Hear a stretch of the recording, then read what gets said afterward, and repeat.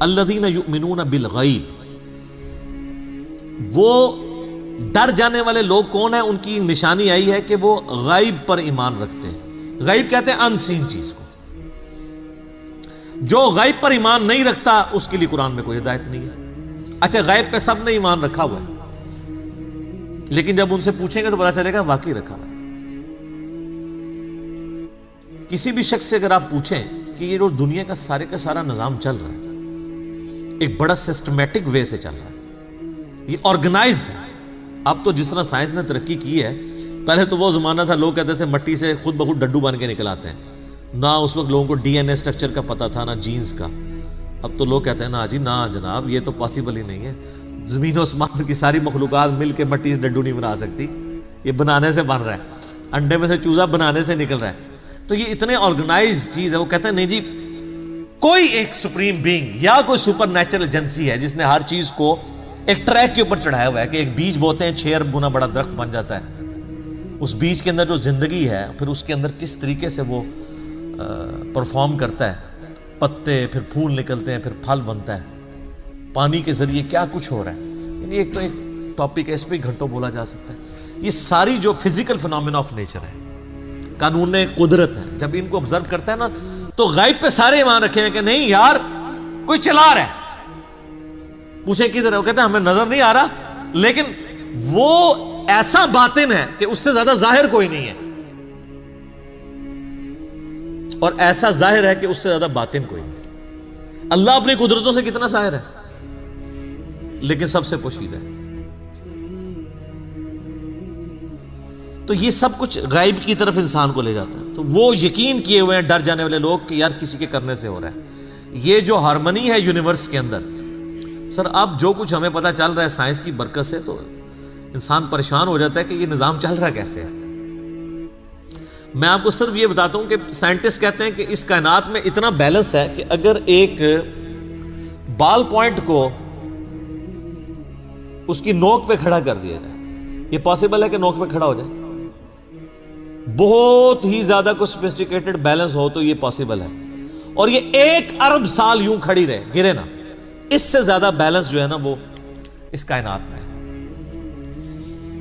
اور یہ balance millions of fine tunings کے ساتھ چل رہا ہے۔ ایک ایک فائن ٹیون اگر خراب ہو جائے نظام نہیں چل سکتا۔ یعنی پانی کو اگر آپ دیکھیں تو پانی کی جتنی پراپرٹیز ہیں، کیمیکل پراپرٹیز، فزیکل پراپرٹیز، ہر ایک فائن ٹیون ہے۔ اس کی گریوٹی ڈسٹرب ہو جائے ختم۔ یہ فضا کے اندر جو آکسیجن اور نائٹروجن کی مقدار ہے، نائٹروجن زیادہ ہو جائے یا آکسیجن کم ہو جائے، کوئی زندہ رہ سکتا ہے؟ یہ بھی ایک فائن ٹیوننگ ہے۔ سورج کا زمین سے فاصلہ، یہ بھی فائن ٹیوننگ ہے۔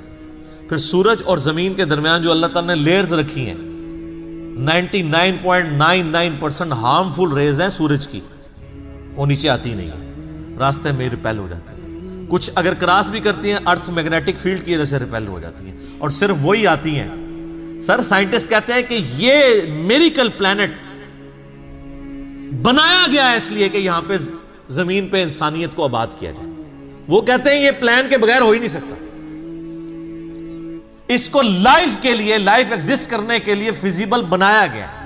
وہ کہتے ہیں سپریم بینگ یا مدر نیچر، کوئی بھی نام دے دیں، الٹیمیٹلی غیب پہ سب کے سب لوگ ایمان رکھتے ہیں۔ تو سر جب وہ اس طرح کے غیب پر ایمان رکھنے والے لوگ ہوں گے تو پھر الٹیمیٹلی ان کے اندر ایک کوالٹی پیدا ہو جائے گی کہ وہ اس گاڈ کو رسپانس کریں گے۔ وہ کہیں گے بس سب کچھ پھر تو ہی تو ہے، تیرے لیے سب کچھ ہونا چاہیے۔ تو وہ اگلی بات ہے، وَيُقِيمُونَ الصَّلَاةَ، نماز قائم رکھتے ہیں۔ پھر وہ نماز پڑھتے نہیں ہیں، نماز پڑھنے والے بہت ہیں، قائم رکھنے والے بہت تھوڑے ہیں۔ یعنی نماز کا پھر حق ادا کرتے ہیں۔ ایک تو اس میں ظاہر ہے سب سے بہتر چیز وہی ہے، یعنی پاکیزگی کا اعتبار سے اور پھر پروٹوکول سے نماز پڑھنا۔ پھر اس کے بعد نماز پڑھنے کے بعد جب آپ حقوق العباد کے معاملات میں آئیں گے تو آپ واقعی جس خدا کو آپ نماز کے اندر مانے ہوئے تھے، نماز کے باہر بھی اسی خدا سے ڈرتے ہوئے آپ ہیرا پھیری نہیں کریں گے، ڈنڈی نہیں ماریں گے، رشتہ داروں کے حقوق نہیں دبائیں گے، ماں باپ کے ساتھ بد اخلاقی نہیں کریں گے، بیوی بچوں کے حقوق نہیں سلب کریں گے، کسی کی جائیداد نہیں ہتھیائیں گے، کسی کو دھوکہ نہیں دیں گے، دودھ میں پانی نہیں ملائیں گے، حرام خوری نہیں کریں گے۔ یہ سب کی سب چیزیں نماز قائم کروا رہی ہوں گی آپ سے۔ تو نماز قائم کرتے ہیں. اور یہ جو الصلاۃ ہے نا جی، اس کا ترجمہ ویسے انگلش میں لوگ پریئر کر دیتے ہیں. پریئر اپروپریٹ ٹرانسلیشن بن ہی نہیں سکتی الصلاۃ کی. اردو میں ہم یا فارسی میں نماز کہتے ہیں. الصلاۃ بیسیکلی ورشپ ہے. ہم اللہ کی پریئر نہیں کرتے ہیں، ورشپ بھی کرتے ہیں پلس پریئر. نماز پریئر تو ہوتی ہے دعائیں، جس طرح کرسچنز آپ دیکھیں اپنے گرجوں میں جا کے میوزک کے ساتھ بھی دعائیں کر رہے ہوتے ہیں، وہ صرف پریئر ہے، وہ نماز نہیں پڑھ رہے ہوتے. ہم نماز پڑھتے ہیں صلاح، جس میں پریئر بھی ہوتی ہے اور ورشپ. ورشپ ہوتی ہے کہ آپ جس کو اپنا الہ مانے ہوئے اس کے سامنے پوسچرز بناتے ہیں. تو ہم اپنے خدا کے سامنے پوسچرز بناتے ہیں نا، قیام کی حالت میں کھڑے ہوتے ہیں، اس طرح بھی پوسچر بناتے ہیں، ایسے بھی پوسچر بناتے ہیں، چاہے وہ ربنا لک الحمد کے بعد بنا لیں یا قیام میں بنا لیں. پوسچر یہ بھی ایک بناتے ہیں ارسال الیدین والا. پھر گھٹنے پہ ہاتھ رکھ کے رکوع کی حالت میں اللہ کے سامنے پوسچر بناتے ہیں. پھر الٹیمیٹلی اپنا ماتھا زمین پہ رکھ کے پوسچر بناتے ہیں. پھر بیٹھ کے پوسچر بناتے ہیں. یہ سارے کے سارے جو پوسچرز ہیں ہماری ادائیں ہیں. اور پھر ہر ادا کے اندر ہم اذکار بھی کر رہے ہوتے ہیں، پریئرز بھی کر رہے ہوتے ہیں. تو پریئر پلس پوسچرز یہ مل کے ورشپ اور عبادت اور صلاح بنتی ہے. وَمِمَّا رَزَقْنَاهُمْ يُنْفِقُونَ، اور وہ خرچ کرتے ہیں اس رزق میں سے جو ہم نے ہی ان کو دیا تھا. کیا بات ہے، ساتھ ہی کہہ دیا کہ اگر کر رہے ہو تو کسی کو اکڑ نہ آ جائے، دیا بھی ہمارا ہوا ہے. اور اس میں یہ چیز بھی امپلائڈ ہے کہ جو شخص گاڈ کانشیسنس رکھے گا، تقوی رکھتا ہوگا نا، وہ جیب ضرور ڈھیلی کرے گا. انسان جیب وہیں ڈھیلی کرتا ہے، پیسہ وہیں پہ خرچ کرتا ہے جہاں اس کا کوئی مفاد ہو.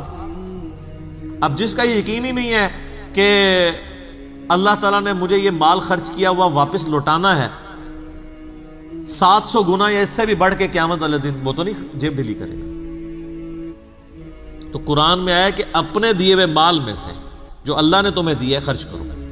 لیکن ہم لوگ لوگوں کے دیے ہوئے مال میں سے خرچ نہیں کرتے، اپنے اوپر لگاتے ہیں. یہ کچھ ہو رہا ہے. کتنے لوگ ہیں، ایک امام مسجد صاحب تھے، ان کا فون آیا ایک دفعہ اکیڈمی میں، کئی سال پہلے کی بات ہے. کہتے ہیں جی اس آیت نے میری زندگی بدلی ہے. کہتے ہیں میں نے جب قرآن ترجمے سے پڑھنا شروع کیا نا، تو میں جب اس آیت پہ پہنچا تو ادھر ہی میں رک گیا. میں نے کہا میں تو لوگوں کے دیے ہوئے مال کو اپنے اوپر خرچ کر رہا ہوں. تو قرآن تو کہتا ہے کہ وہ ہمارے دیے ہوئے مال میں سے اللہ کی راہ میں خرچ کرتا ہے. کہتے ہیں اس دن میں نے طے کیا کہ میں نے کوئی تنخواہ نہیں لینی، فی سبیل اللہ نمازیں اور قرآن لوگوں کو پڑھانا ہے. اور جو میں نے اپنا کوئی میں نے سورس آف انکم مینیج کیا، میں اس میں سے نکال کے اللہ کی راہ میں.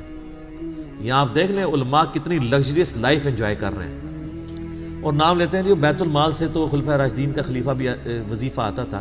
خلفائے راشدین کا وظیفہ یہ آتا تھا کہ آپ جناب لینڈ روور گاڑیاں خریدیں اور 4 پیچھے وہ باڈی گارڈ بٹھائیں جو ایک وقت میں 2 کلو چھوٹا گوشت کھا جاتے ہیں. سر خلفائے راشدین تو سوکھی کھانے والے تھے. ایک عام مہاجر کا جو وظیفہ تھا وہ خلفائے راشدین کا لگا ہوا تھا.